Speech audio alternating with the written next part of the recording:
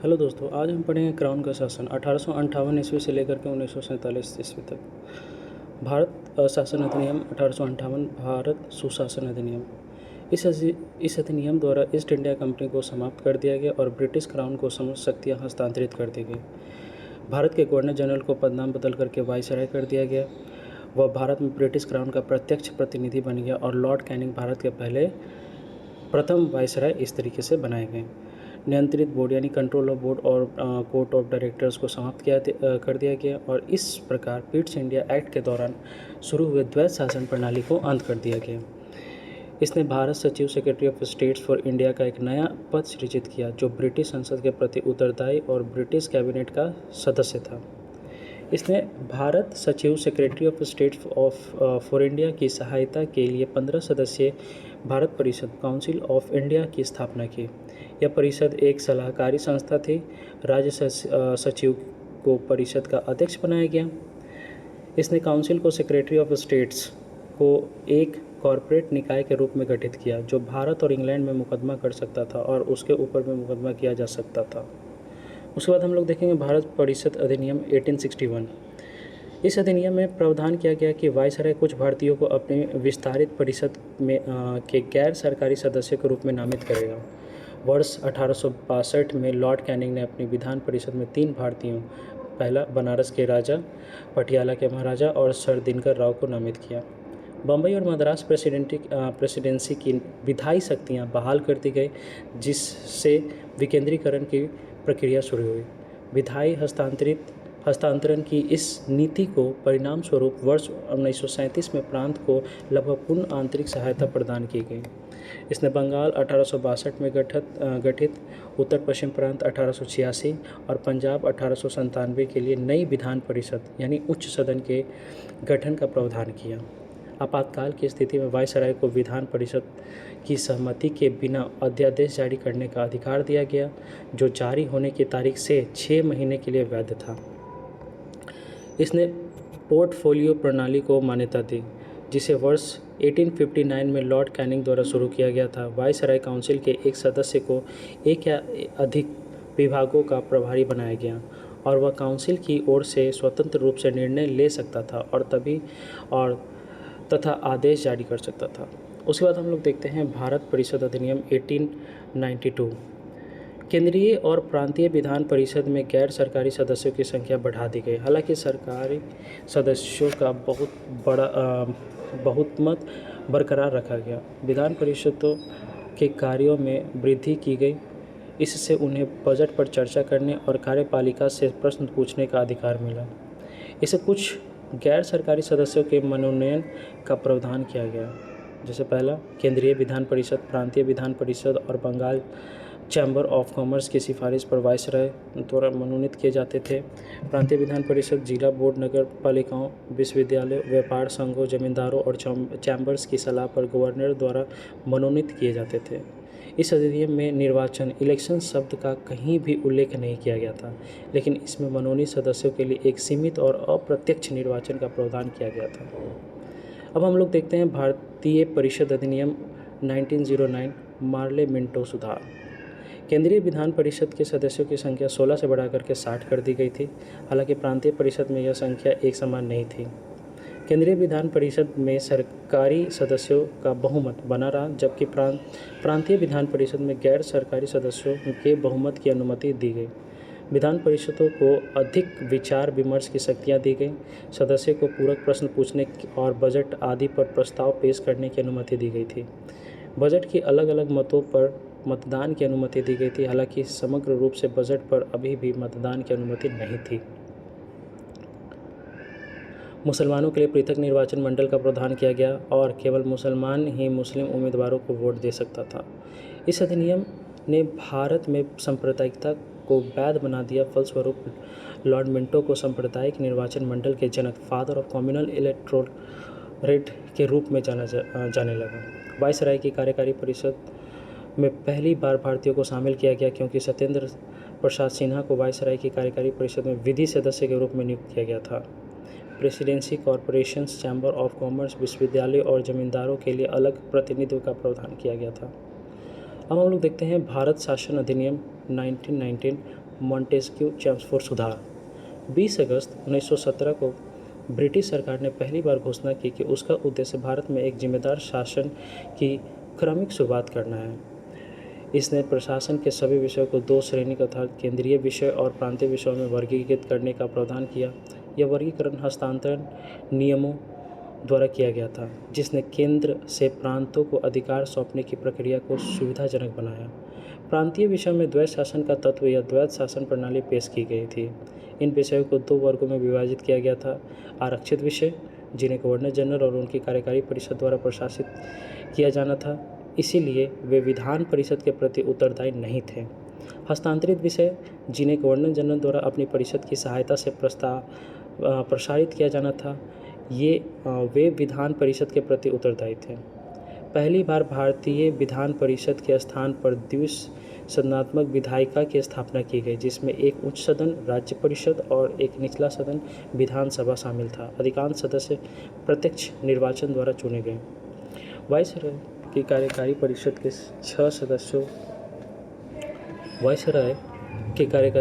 6 सदस्यों में से 3 सदस्य कमांडर इन चीफ को छोड़कर भारतीय थे।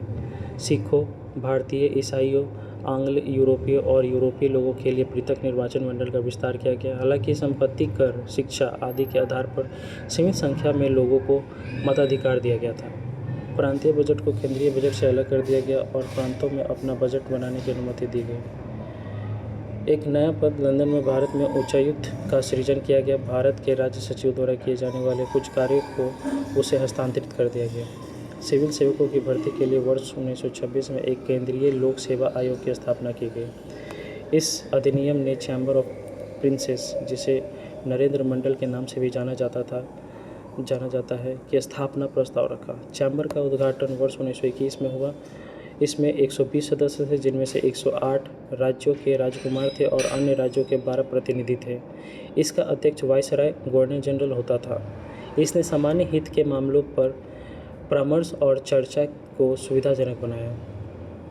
इस अधिनियम के अंतर्गत एक वैधानिक आयोग की नियुक्ति का प्रावधान किया गया, जिसे इस अधिनियम के लागू होने के 10 साल बाद इसकी कार्यप्रणाली की जांच करके रिपोर्ट देने के लिए कहा गया।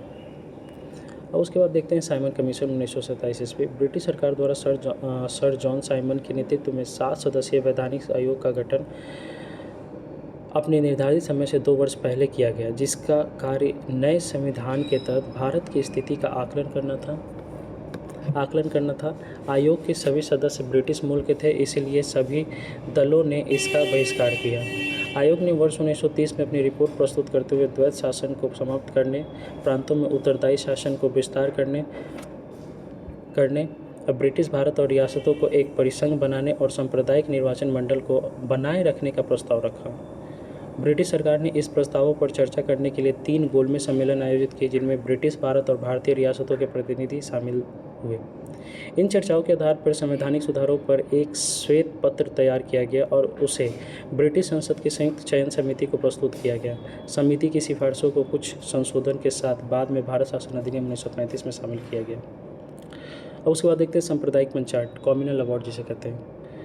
वर्ष 1932 में ब्रिटिश प्रधानमंत्री रामजे मैकडॉनल्ड ने अल्पसंख्यक प्रतिनिधि को संबोधित करने के लिए सांप्रदायिक पंचायत की शुरुआत की। उन्होंने मुसलमानों, सिखों, भारतीय ईसाइयों, एंग्लो इंडियन और यूरोपीय लोगों के लिए पृथक निर्वाचन मंडल बनाए रखा। इस प्रावधान का विस्तार करके दलित वर्गों, जिन्हें अनुसूचित जाति कहा जाता है, को भी इस दायरे में शामिल किया गया। गांधी जी ने दलित वर्गों के लिए सांप्रदायिक प्रतिनिधि के विस्तार का विरोध किया और संशोधन की मांग के लिए यरवदा जेल में अनशन शुरू किया। कांग्रेस और डॉक्टर B.R. अम्बेडकर के बीच एक समझौता हुआ, जिसे पूना पैक्ट कहा गया, जिसने हिंदू संयुक्त निर्वाचन मंडल को तो बनाए रखा, लेकिन दलित वर्गों के लिए आरक्षित सीटों का प्रावधान किया। ब्रिटिश सरकार ने पूना पैक्ट को स्वीकार कर लिया, जिससे सांप्रदायिक पंचायत में दलित वर्गों के संबंध में संशोधन किया गया। सांप्रदायिक पंचायत से दलित वर्गों के लिए पृथक निर्वाचन मंडल को हटा दिया गया। इसके प्रावधानों को बाद में भारत शासन अधिनियम 1935 में शामिल किया गया। इसलिए वर्ष 1935 के अधिनियम के तहत केंद्रीय और प्रांतीय विधान मंडलों का संशोधित सांप्रदायिक पंचायत के आधार पर गठन किया गया। अब हम लोग देखते हैं भारत शासन अधिनियम 1935। यह अधिनियम भारत में पूर्ण रूप से उत्तरदायी सरकार की दिशा में एक मील का पत्थर साबित हुआ। इसमें 321 धाराएं 10 अनुसूचियाँ थीं। इस अधिनियम का उद्देश्य एक अखिल भारतीय परिसंघ का निर्माण करना था, जिसमें प्रांतों और रियासतों के इकाइयों के रूप में शामिल किया जाना था। हालांकि इस परिसंघ में रियासतों के शामिल न होने के कारण यह कभी सफल नहीं हो पाया।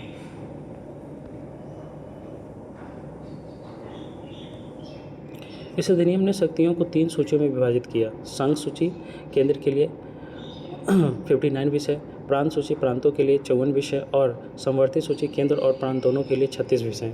अवशिष्ट शक्तियाँ वायसराय गवर्नर जनरल में निहित थीं। इस अधिनियम ने प्रांतों में द्वैत शासन को समाप्त कर दिया, इसके बजाय प्रांतीय स्वायत्तता की शुरुआत की। प्रांतों को कुछ निर्धारित क्षेत्रों में स्वायत्तता दी गई और वर्ष 1937 में उत्तरदायी सरकार का गठन किया गया। हालांकि वर्ष 1939 में इस स्वायत्तता को समाप्त कर दिया गया। इस अधिनियम ने संघीय विषयों को आरक्षित और हस्तांतरित श्रेणी में विभाजित करते हुए केंद्र में द्वैत शासन का प्रस्ताव रखा। हालांकि यह प्रावधान कभी लागू नहीं हुआ। बंगाल, बॉम्बे, मद्रास, बिहार, असम और संयुक्त प्रांत सहित 11 प्रांतों में से 6 प्रांतों में द्विसदनात्मक व्यवस्था, विधान परिषद और विधानसभा लागू की गई, लेकिन यह कई प्रतिबंधों के साथ लागू की गई। दलित वर्गों के लिए आरक्षित सीटों तथा महिलाओं और श्रमिकों के लिए विशेष प्रतिनिधि का प्रावधान किया गया। इसने वर्ष 1858 के भारत शासन अधिनियम द्वारा स्थापित भार परिषद को समाप्त कर दिया। भारत राज्य सचिव के लिए एक सलाहकार दल की व्यवस्था की गई। मताधिकार का विस्तार किया गया। कुल जनसंख्या के लगभग 14% लोगों को मतदान का अधिकार दिया गया। इस अधिनियम ने देश की मुद्रा और ऋण को विनियमित करने के लिए भारतीय रिजर्व बैंक की स्थापना की। इसने संघीय और प्रांतीय लोक सेवा आयोगों के साथ साथ कई प्रांतों के लिए संयुक्त लोक सेवा आयोग का गठन किया। इस अधिनियम ने वर्ष 1937 में एक संघीय न्यायालय की स्थापना की। इनमें बर्मा और म्यांमार को भारत से अलग कर दिया गया था। 2 नए प्रांत ओडिशा और सिंध बनाए गए। अल्पसंख्यक हितों के लिए सुरक्षा उपाय किए गए। रेल प्रशासन की देखरेख के लिए एक संघीय रेल प्राधिकरण की स्थापना की गई। संघ और प्रांतों के खातों अकाउंट्स की लेखा परीक्षा के लिए भारत के महालेखा परीक्षक ऑडिटर जनरल ऑफ इंडिया की नियुक्ति की गई। अब हम लोग भारत शासन अधिनियम 1947। 3 जून 1947 को लॉर्ड माउंटबेटन ने विभाजन की योजना प्रस्तुत की, जिसे कांग्रेस और मुस्लिम लीग ने स्वीकार कर लिया और इसे तुरंत अधिनियमित करते हुए 15 अगस्त 1947 से भारत को एक स्वतंत्र और संप्रभु राज्य घोषित कर दिया गया। इस अधिनियम ने भारत का विभाजन करके 2 स्वतंत्र अधिराज्यों इंडिपेंडेंट डोमिनियन भारत और पाकिस्तान की स्थापना की और इन्हें ब्रिटिश राष्ट्रमंडल से अलग होने का अधिकार दिया गया। वायसराय का पद समाप्त कर दिया गया और प्रत्येक अधिराज्य डोमिनियन के लिए एक गवर्नर जनरल का पद सृजन किया गया, जिसे डोमिनियन कैबिनेट की सलाह के आधार पर ब्रिटिश राजा द्वारा नियुक्त किया गया था। भारत या पाकिस्तान के शासन के लिए ब्रिटेन की कोई जिम्मेदारी नहीं थी। डोमिनियन की संविधान सभाओं को अपने अपने राष्ट्रों के लिए कोई भी संविधान बनाने और अंगीकृत करने का अधिकार दिया गया, जिससे स्वयं स्वतंत्रता अधिनियम सहित ब्रिटिश संसद के किसी भी अधिनियम को निरस्त करने का प्राधिकार भी शामिल था। नए संविधान लागू होने तक दोनों अधिराज्य डोमिनियन की संविधान सभाएं अपने अपने अधिराज्यों के लिए कानून बना सकती थी। 15 अगस्त 1947 के बाद ब्रिटिश संसद के अधिनियमों को लागू करने के लिए अधिराज्य डोमिनियन की विधायिका को मंजूरी अवश्य थी। भारत के राज्य सचिव का पद समाप्त कर दिया गया और उसके कार्यों को राष्ट्रमंडल मामलों के राज्य सचिव को हस्तांतरित कर दिया गया। भारतीय रियासतों और ब्रिटिश सर्वोच्चता और जनजातीय क्षेत्रों के साथ संधि संबंध 15 अगस्त 1947 को समाप्त हो गए। रियासतों को भारत या पाकिस्तान अधिराज्य डोमिनियन में शामिल होने और स्वतंत्र रहने का विकल्प दिया गया। डोमिनियन और प्रांतों के शासन के लिए नए संविधान के निर्माण होने तक वर्ष 1935 में भारत शासन अधिनियम का पालन किया, जिससे संशोधन करने की शक्ति भी शामिल थी। ब्रिटिश सम्राट का विधेयकों को वोट करने या उन पर आपत्ति जताने का अधिकार समाप्त हो गया, लेकिन यह शक्ति गवर्नर जनरल के पास बरकरार रही, जो ब्रिटिश क्राउन के नाम पर विधेयकों को सहमति दे सकता था। भारत का गवर्नर जनरल और प्रांतीय गवर्नर संवैधानिक नाम मात्र प्रमुख बन गए, जो अपनी संबंधित मंत्रिपरिषद की सलाह पर कार्य करते थे। इसने इंग्लैंड के राजा की शाही उपाधियों से भारत के सम्राट की उपाधि हटा दी। भारत के राज्य सचिव द्वारा सिविल सेवाओं में नियुक्ति और पद आरक्षित किए जाने की व्यवस्था को समाप्त कर दिया गया। 15 अगस्त 1947 से पहले नियुक्ति सिविल सेवा सदस्यों के अधिकार और लाभ बरकरार रहे। लॉर्ड माउंटबेटन भारत के नए अधिराज्य डोमिनियन के पहले गवर्नर जनरल बने। वर्ष 1946 में गठित भारत की संविधान सभा भारतीय अधिराज्य डोमिनियन की संसद बन गई। अब हम लोग देखें स्वतंत्रता के बाद पहली कैबिनेट। तो जवाहरलाल नेहरू जिनको विभाग मिला प्रधानमंत्री, विदेश मामले और राष्ट्रमंडल संबंध और वैज्ञानिक अनुसंधान। सरदार वल्लभ भाई पटेल गृह, सूचना और प्रसारण और राज्य। डॉक्टर राजेंद्र प्रसाद खाद्य और कृषि। मौलाना अबुल कलाम आज़ाद शिक्षा। डॉक्टर जॉन मथाई रेल और परिवहन।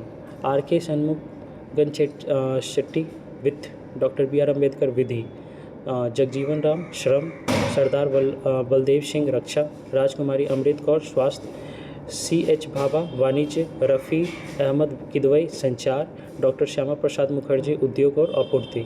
B.N. गॉडगिल निर्माण खान और विद्युत। धन्यवाद।